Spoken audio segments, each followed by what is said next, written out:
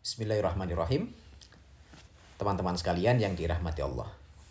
Pada video kali ini kita akan berbincang terkait masalah klan Ba'lawi. Apakah nasabnya sampai kepada Nabi Shallallahu Alaihi Wasallam atau tidak? Dan bagaimana sikap kita sebagai kaum muslimin? Apakah kita termasuk yang pro untuk mengatakan bahwa klan Ba'lawi itu sampai Nabi? Apakah kita termasuk yang pro bahwa klan Ba'lawi itu ternyata terputus tidak sampai kepada nasab Nabi Shallallahu Alaihi Wasallam? Nah, teman-teman sekalian yang dirahmati Allah, perbincangan masalah klan Ba'lawi ini menjadi panas, perbincangan yang cukup pedas, setelah ada tulisan dan penelitian yang dikeluarkan oleh Kiai Imad. Nah, ternyata yang mendukung beliau juga banyak yang mengatakan bahwa klan Ba'lawi itu tidak bisa dinasabkan atau tidak bisa disambungkan kepada Nabi Shallallahu Alaihi Wasallam karena faktanya memang putus menurut Kiai Imad.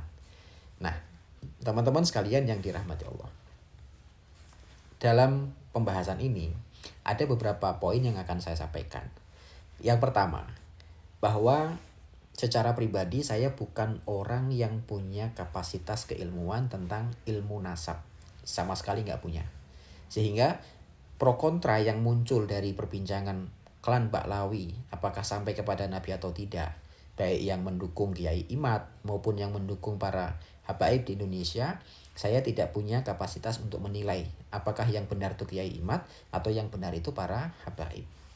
Makanya di Indonesia itu para habaib itu terkumpul dalam satu perkumpulan yang sering kita sebut dengan Robitoh Alawiyah. Itu yang punya catatan nasab para habaib yang ada di Indonesia. Katanya catatan mereka itu otentik, bisa dipertanggungjawabkan sampai kepada nasab Nabi Shallallahu Alaihi Wasallam. Tapi karena saya ini tidak punya kemampuan, tidak punya kapasitas keilmuan terkait masalah nasab, maka saya memilih untuk abstain. Abstain itu saya tidak mendukung Kiai Imad, juga tidak mendukung klan Ba'lawi gitu. Tapi yang jelas saya tidak membenci dari sisi manapun. Artinya kalau ini memang bagian dari ilmu yang dianggap ilmiah, bisa dibuktikan, bisa dipresentasikan antara mereka yang mendukung Kiai Imad dan antara mereka yang mendukung para habaib dan klan Ba'lawi, ya silahkan saja. Ini menjadi sebuah perbincangan yang cukup menarik menurut saya. Nah, yang kedua, poinnya adalah bahwa saya juga termasuk orang yang tidak terlalu peduli tentang nasab. Saya tidak terlalu peduli tentang kamu ini anak siapa, kamu ini keluarga mana, kamu ini berasal dari mana. Itu saya termasuk orang yang tidak peduli tentang itu. Termasuk tidak peduli itu kepada mereka yang menganggap bahwa saya ini anak Nabi atau saya ini anak cucu Nabi. Saya termasuk orang yang tidak peduli, bodoh amat gitu bahasa saya. Mau kamu anak Nabi, mau kamu anak presiden, mau kamu anak kiai, maka standar yang saya gunakan ada dua. Satu, standar ketakwaan. Yang kedua adalah standar kemanfaatan. Standar ketakwaan itu disebut oleh Allah Subhanahu wa taala dalam sebuah firman-Nya, "Inna akramakum indallahi atqakum." Bahwa orang yang paling mulia di sisi Allah Subhanahu wa taala adalah mereka yang paling tinggi takwanya. Dan ternyata takwa itu bisa datang dari keluarga manapun, di individu siapapun. Artinya takwa itu tidak bisa dimonopoli oleh keluarga tertentu atau keturunan tertentu. Karena takwa itu milik siapapun yang ingin menjadi takwa. Bisa saja takwa itu datang dari orang miskin. Bisa saja takwa itu datang dari buruh tani. Takwa itu bisa datang dari buruh pabrik dan siapapun.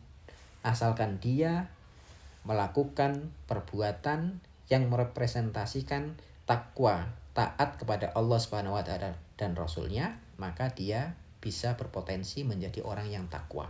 Kalau dia menjadi orang yang takwa, maka dia juga punya hak untuk dihormati sebagaimana firman Allah tadi. Inna akramakum indallahi atqakum. Dan yang kedua, bahwa orang yang bertakwa dengan benar-benar takwa itu tidak pernah mendeklarasikan dirinya bahwa saya ini orang yang paling takwa. Karena orang yang takwa itu terlihat dari cara dia bertindak, melakukan banyak hal, bersikap itu akan terbaca sisi ketakwaannya. Tanpa harus mendeklarkan bahwa saya ini orang yang takwa. Itu kalau takwanya benar-benar gitu. Nah, teman-teman semua, atau sebaliknya, mau orang itu datang dari keluarga bangsawan, mau dari keluarga kiai, mau dari keluarga nabi katanya, itu tidak bisa menjamin bahwa dia ini bertakwa. Karena tidak semua keluarga kiai juga menjadi orang yang baik. Tidak semua orang yang ngaku Habib juga menjadi orang yang baik. Maka pada sisi ini saya memilih untuk abstain tadi itu. Bahwa posisi saya adalah posisi orang yang menghormati orang yang bertakwa kepada Allah Subhanahu wa taala dan Rasulnya. Bukan mereka yang mengklaim dari keluarga mana. Karena bagi saya keluarga itu tidak penting. Mau dari klan manapun itu bagi saya tidak penting. Apakah nasabnya sampai kepada Nabi atau tidak juga nggak penting buat saya gitu. Karena sekali lagi bahwa takwa itu menjadi standar. Nah di Indonesia itu kadang-kadang memang menyikapi orang dari sisi keturunan itu terlalu berlebihan. Menurut saya ya. Oh dia anak kiai, mau jungkir balik dia banyak kesalahan juga selalu dimaafkan atas dasar oh dia kiai, kita menghormati bapaknya. Justru ketika kita mendewa-dewakan para anak kiai, para gus, para ning yang jelas-jelas salah dan kita bela, justru kita sedang berada pada posisi menjerumuskan orang tuanya, bukan berada pada posisi menghormati orang tuanya gitu. Ada lagi nih orang yang katanya Habib, katanya ya inisialnya J lah gitu, Habib J gitu. Dia kemana-mana nggak pernah pakai baju, membuka auratnya ya, pakai celana pendek di atas lutut bahkan sampai ke paha. Dia kemana-mana rambutnya gimbal, nggak pernah sisiran kayaknya. Tapi oleh masyarakat kita itu dihormati sedemikian rupa, dihormati, dimuliakan, dicium tangannya. Kan aneh menurut saya bahwa kalau memang dia tuh memang anak nabi atau keturunan anak cucu nabi, harusnya dia bisa dong menumbuhkan bahwa sikap normal sebagai seorang manusia, menutup aurat, dia sholat, dia menjalankan syariat Islam. Nah baru kemudian kita tahu bahwa oh iya anak turunan nabi itu ternyata bisa takwa juga gitu. Bukan justru yang seperti itu.